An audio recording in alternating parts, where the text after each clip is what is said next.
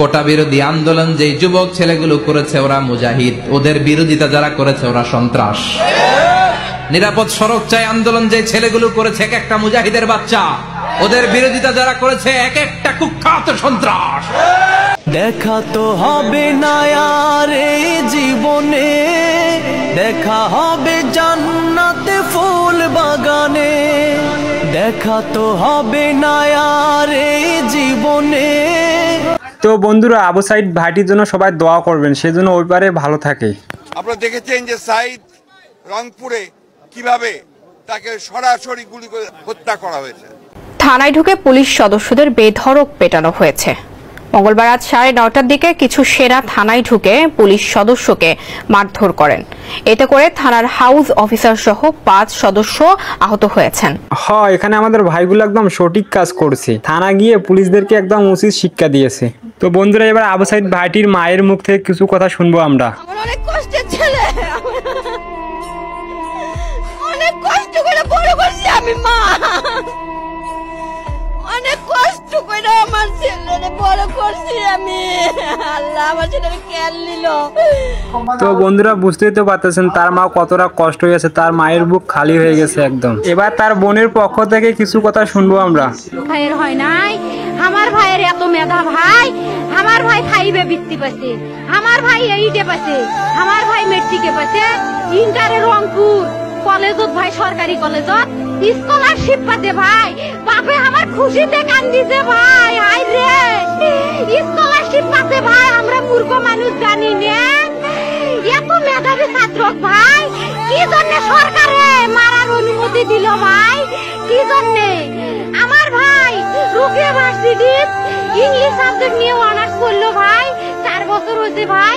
আমার ভাইকে আমি কষ্ট ভাই মানে বিসিএস করে ক্যাঙ্গেরি ভাই, তোরা না করেন তো কয় শুনি এটাই একটা পরীক্ষার চাকরি হোক, মুই চেষ্টা করিম, হোক মুই তোর আশাটাও চেষ্টা করি দেখিম, করেন ভাই। মুখ ভালো লাগে মাইনছে যখন বিসিএস এর কথা কয়, মুখ কলজাটা কাঁপি ওঠে ভাই, হাই রে ওরা ক্যাঙ্গেরি পড়ছে।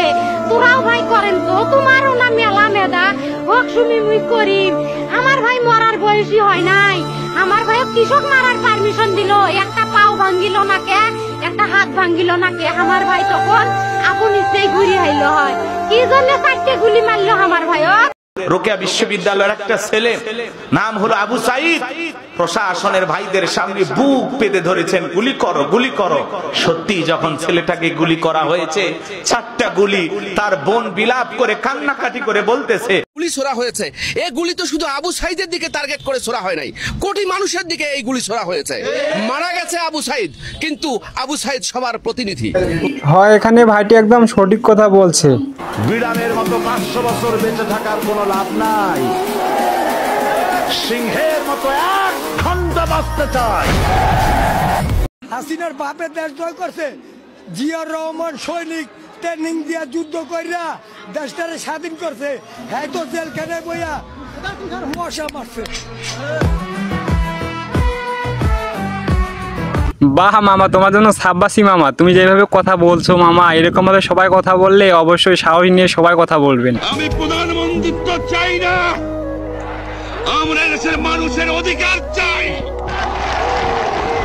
আর যদি একটা গুলি চলে, আর যদি আমার লোকের উপর হত্যা করা হয়, তোমাদের উপর কাছে আমার অনুরোধ রইল, প্রত্যেক ঘরে ঘরে তুর্ক করে তোলো।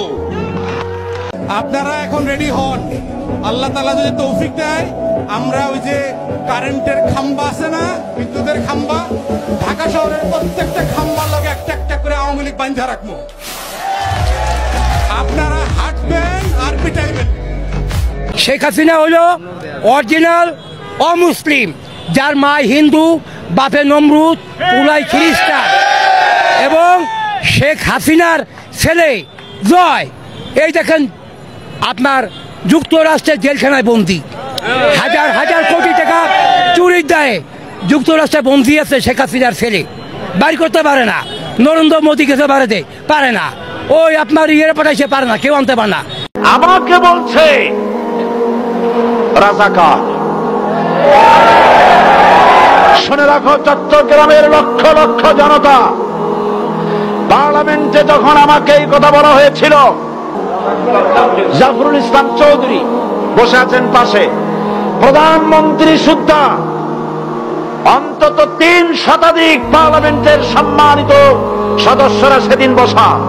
1997 সনের বাজেট বক্তৃতা যখন আমি করতেছিলাম, ডক্টর কুদরতে খোদা, নাম রাখছে কুদরতে খোদা, আসলে গজবে খোদা। এ লোকটি নাস্তিক, ইসলামের চূড়ান্ত দুশমন। তার প্রণীত শিক্ষা ব্যবস্থার যখন সমালোচনা করছিলাম, ট্রেজারি বেঞ্চ থেকে আমাকে বলা হলো রাজাকার।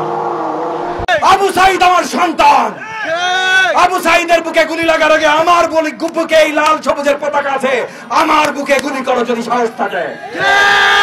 ছাত্র তরুণ আমাদের সকলের সন্তান।